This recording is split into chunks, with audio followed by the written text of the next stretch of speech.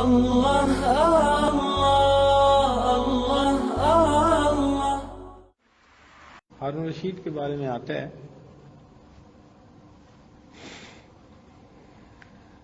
یہ بھی ایک نیک دل بادشاہ تھا۔ ہر رات میں 200 رکعت نماز پڑھا، نفل پڑھا کرتا تھا ہر رات میں۔ ہم نے تو ابھی 20 رکعت پڑھی ہے نا، تھک کے بیٹھ گئے ہیں۔ اب گھر جانے میں بھی دل چاہتا ہے کہ کوئی اٹھا کے لے جائے۔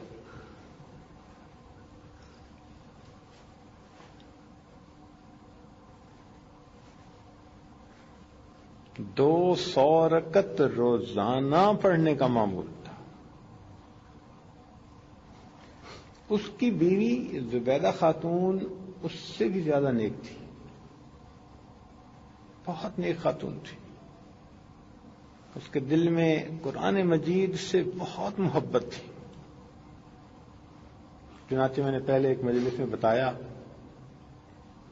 کہ اس نے اپنے گھر میں 300 حافظات کو رکھا ہوا تھا، اور 24 گھنٹے ان کی ڈیوٹی تھی، 8-8 گھنٹے کے حساب سے۔ ایک وقت میں 100 بچیاں اس کے گھر میں ہوتی، اور ان کو مختلف جگہ پہ وہ بٹھا دیتی، اور ان بچیوں کا کام تھا 8 گھنٹے فقط اونچی آواز سے قرآن پڑھنا۔ اس کا محل قرآن پاک کا گلشن بنا ہوتا تھا، جہاں بھی کوئی ہوتا اس کے کان میں اللہ کا قرآن پہنچ رہا ہوتا تھا۔ یہ ڈبے ٹیپ ریکارڈر کے تو ہوتے نہیں تھے، تو اس نے پورے گھر میں قرآن مجید کی آواز پہنچانے کی یہ ترتیب بنائی تھی۔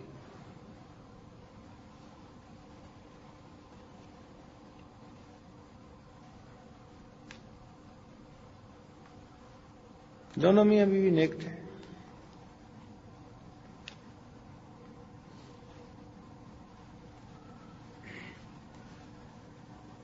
ہارون رشید کے 2 بیٹے تھے، امین الرشید، مامون الرشید۔ اس نے دونوں کو ایک بزرگ کے پاس بھیجا اور کہلوایا کہ حضرت آپ میرے بچوں کو پڑھائیں اور ادب سکھائیں، میرے بچوں کو پڑھائیں اور ادب سکھائیں۔ چنانچہ وہ شہزادے وہاں رہنے لگ گئے۔ کافی عرصے کے بعد اس کے دل میں خیال آیا کہ میں پتہ تو کروں کہ میرے بچے کس حال میں ہیں۔ چنانچہ یہ وہاں پہنچا تو کیا دیکھا کہ اس کا جو بیٹا تھا شہزادہ، وہ تو لوٹے سے پانی ڈال رہا ہے، اور اس کے جو استاد ہیں وہ بیٹھے ہوئے ساتھ وضو کر رہے ہیں۔ اب یہ خاموش ایک جگہ کھڑے ہو کے دیکھنے لگ گیا۔ جب انہوں نے وضو کر لیا تو یہ ملا، اور مل کر کہنے لگا کہ حضرت میں نے تو اپنے بچوں کو بھیجا تھا کہ آپ انہیں ادب سکھاتے۔ ان کا ادب تو سکھایا، میں استاد ہوں، وضو کر رہا تھا، اور آپ کا بیٹا شہزادہ ہے مگر شاگرد ہونے کی وجہ سے پانی ڈال رہا تھا۔ اس نے کہا حضرت نہیں، مجھے مزہ تو تب آتا کہ جب میرا بیٹا ایک ہاتھ سے پانی ڈالتا اور دوسرے ہاتھ سے آپ کے پاؤں کو مل مل کے دھو رہا ہوتا۔ ایک وقت تھا کہ وقت کے بادشاہوں میں بھی یہ تمنا ہوتی تھی کہ ہماری اولاد ایسی ادب والی بنے۔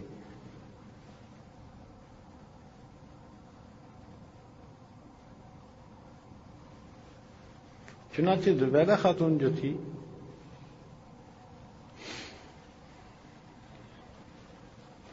اس نے ایک مرتبہ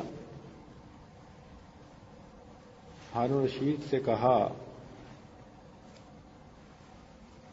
کہ میں نے سنا ہے کہ عراق سے مکہ مکرمہ جب جاتے ہیں تو راستے میں ایک علاقہ ہے جو ربع خالی کہلاتا ہے.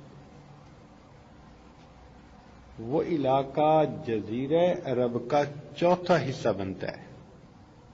کتنا بنتا ہے؟ تاکہ آپ ذرا جاگیں نا، بولیں. چوتھا حصہ، چوتھائی بنتا ہے. اس چوتھائی کی وجہ سے اس کو ربع کہلاتا ہے. اور خالی اس لیے کہتے ہیں کہ وہاں پر بالکل پانی کا نام و نشان نہیں ہے.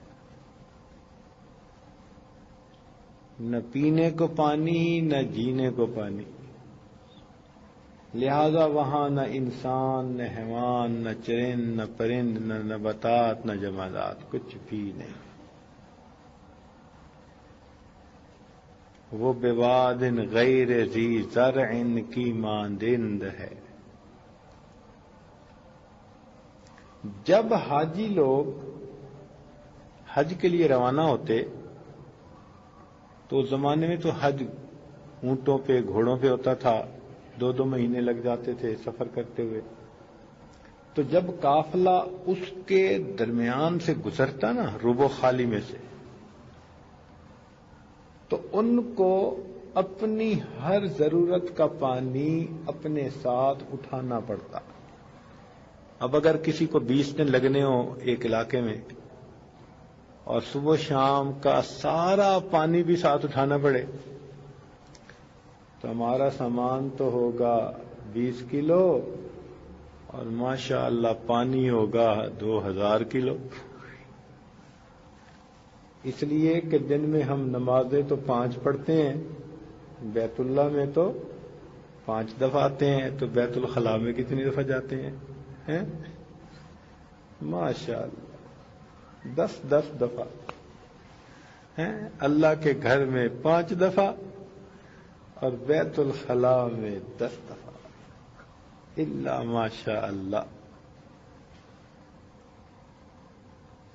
وضو کا پانی، طہارت کا پانی، پینے کا پانی، جانوروں کے پینے کا پانی، ضرورت غسل کا پانی. اللہ اکبر. تو ہوتا کیا، اتنا پانی بھی ساتھ لے جانا پڑتا. اور اگر کسی غلطی کی وجہ سے پانی ضائع ہو جاتا یا ختم ہو جاتا تو پھر اگر 6 دن بھی راستے میں مزید ہیں تو 6 دن انسان، جانور، سب کے سب پیاسے رہتے. اللہ اکبر. چنانچہ کتنے لوگ ایسے تھے وہ فوت ہو جاتے، جانور مر جاتے. حج کے لیے جانا کوئی آسان کام نہیں تھا. کتنے لوگ تھے جن پر حج فرض ہو گیا مگر سفر کی مشقت کی وجہ سے وہ ہمت ہی نہیں کرتے تھے جانے کی.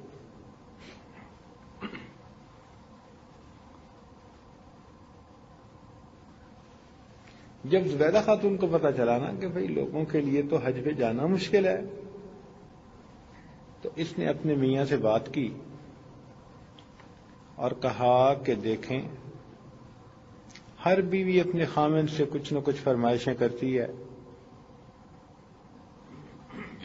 میرا دل یہ چاہتا ہے کہ آپ مجھے ایک نہر بنوا کر دیں جو دریائے فرات سے چلے میدان عرفات تک پہنچے. 1000 میل سے زیادہ کا سفر، درمیان میں اونچ بھی ہے تو نیچ بھی ہے. پانی کا لے کے جانا کوئی آسان کام تو نہیں نا. اس نے کہا اچھا میں مستریوں سے، مزدوروں، انجینئروں سے پوچھوں گا. چنانچہ جب اس نے پوچھا، انہوں نے کہا جی خرچہ تو بہت آئے گا لیکن ہم پانی پہنچا دیں گے، نہر بنا دیں گے. اس نے کہا بناؤ. چنانچہ کئی سال لگے اور بالآخر ایک وہ دن آیا کہ جب دریا کا پانی میدان عرفات میں پہنچ گیا.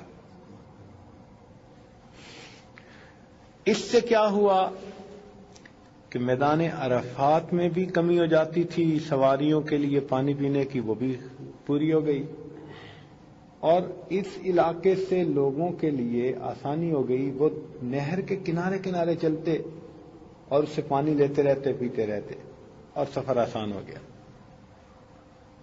اس دور کی موٹر وے بن گئی، لوگ پانی پیتے دعائیں دیتے۔ یہ عمل اللہ کو کتنا محبوب بھائی۔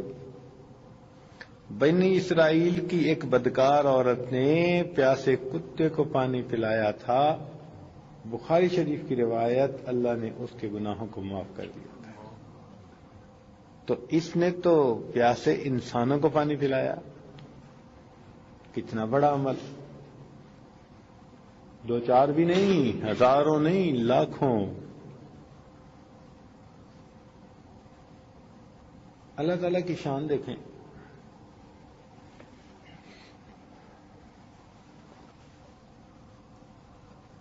زبیدہ خاتون دریا کے کنارے بیٹھی تھی،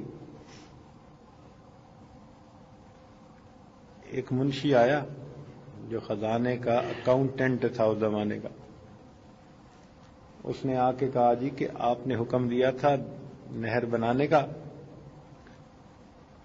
تو یہ دیکھیں کہ 17 لاکھ سونے کی اشرفیاں اس پر خرچ ہوئی ہیں، 17 لاکھ سونے کی اشرفیاں اس پر خرچ ہوئی ہیں، اتنی لاگت آئی ہے۔ اور یہ میں حساب لے کے آیا ہوں۔ اس نے اس سے رجسٹر لیا اور دریا میں ڈال دیا۔ اس نے کہا ملکہ صاحبہ یہ کیا کیا؟ کہنے لگی میں اس حساب کو اللہ کی رضا کے لیے قیامت کے حساب کی خاطر دریا میں ڈال دی، میں حساب نہیں لیتی، میرے دل کی تمنا ہے اللہ قیامت کے دن مجھ سے بھی حساب نہ لے۔ خیر اللہ کی شان، فوت ہو گئی، اپنے وقت پہ تو ہر بندے نے جانا ہی ہوتا ہے، فوت ہو گئی، خواب میں کسی کو نظر آئی، اس نے پوچھا زبیدہ کیا بنا؟ کہنے لگی بس اللہ تعالیٰ کی رحمت ہو گئی، اللہ تعالیٰ نے مجھے مغفرت کر دی، جنت میں جگہ عطا کر دی۔ اس نے کہا ہاں تمہیں تو جنت ملنی تھی، تم نے تو اتنا زبردست کام کیا تھا، نہر بنوائی، لاکھوں انسانوں کا بھلا، ایسا فلاحی کام، ایسا صدقہ جاریہ آپ نے چھوڑا، تو آپ کی تو مغفرت ہونی تھی۔ کہنے لگی نہیں، اس کی وجہ سے مغفرت کوئی نہیں ہوئی۔ اس نے کہا ہے اس کی وجہ سے مغفرت نہیں ہوئی؟ کہنے لگی نہیں، اللہ تعالیٰ کے سامنے وہ عمل پیش کیا گیا کہ جی اس نے یہ نہر بنوائی، تو اللہ تعالیٰ نے فرمایا کہ اس نہر بنوانے پر اس کا کیا لگا، اس کے ہونٹ ہلے، خزانے کا پیسہ لگا، مزدوروں کا پسینہ بہا۔ مجھے کوئی وہ عمل دکھاؤ جس عمل میں اس نے میری خاطر کوئی مشقت اٹھائی ہو، کوئی تکلیف اٹھائی۔ کہنے لگی میں تو گھبرا گئی، میں تو ملکہ تھی، فرسٹ لیڈی تھی ملک کی، ناز نعمت کی پلنے والی، میں نے تو کبھی تنکے کو دورہ بھی نہیں کیا تھا، ایسی آسائش کی زندگی تھی۔ اور اللہ تعالیٰ فرماتے ہیں کہ کوئی ایسا کام جس میں اس نے میری خاطر کوئی مشقت اٹھائی ہو، تو کہنے لگی کہ بس میں تو گھبرا گئی، مگر اللہ تعالیٰ کی رحمت متوجہ ہوئی، اور اللہ تعالیٰ نے ارشاد فرمایا کہ ہاں ایک عمل اس کا ہمارے پاس ہے۔ کتنے عمل ہیں؟ کیونکہ آپ لوگ اب سنتے سنتے سن ہوتے جا رہے ہیں۔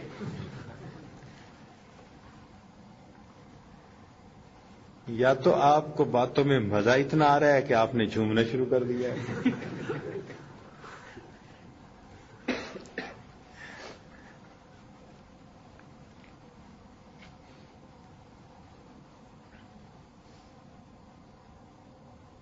تو فرمایا کہ مجھے تو ایسا عمل دکھاؤ کہ جس عمل میں اس نے میری خاطر مشقت اٹھائی ہو. میں تو گھبرا گئی. اللہ تعالیٰ کی رحمت متوجہ ہوئی. ارشاد فرمایا کہ ہاں ایک عمل اس کا ہے، اس نے میری خاطر تکلیف اٹھائی تھی. کون سا عمل؟ فرمایا کہ ایک مرتبہ اس کو بھوک لگی ہوئی تھی اور یہ بیٹھی کھانا کھا رہی تھی. کھانا کھانے کے دوران اس نے لقمہ لیا کہ منہ میں ڈالے، ابھی درمیان میں تھا کہ ادھر سے مسجد سے اللہ اکبر کی آواز اذان شروع ہو گئی. جیسے ہی اس نے اذان کی آواز سنی نا، اللہ اکبر، تو اس نے محسوس کیا کہ میرے سر پہ دوپٹہ پورا نہیں. دوپٹہ کئی مرتبہ ذرا پیچھے سرک جاتا ہے نا. تو اس نے لقمے کو نیچے رکھا، پہلے دوپٹے سے سر کو ڈھانپا میرے نام کے ادب کی وجہ سے، اور اس کے بعد روٹی کا لقمہ کھایا. یہ جو لقمہ کھانے میں تھوڑی دیر کی تاخیر ہوئی، یہ اس نے میرے نام کے ادب کی وجہ سے کی. اس ادب کی وجہ سے میں نے اس کے سب گناہوں کو معاف فرما دیا. عزیز طلباء، ادب بڑی نعمت ہے، ادب بڑی نعمت.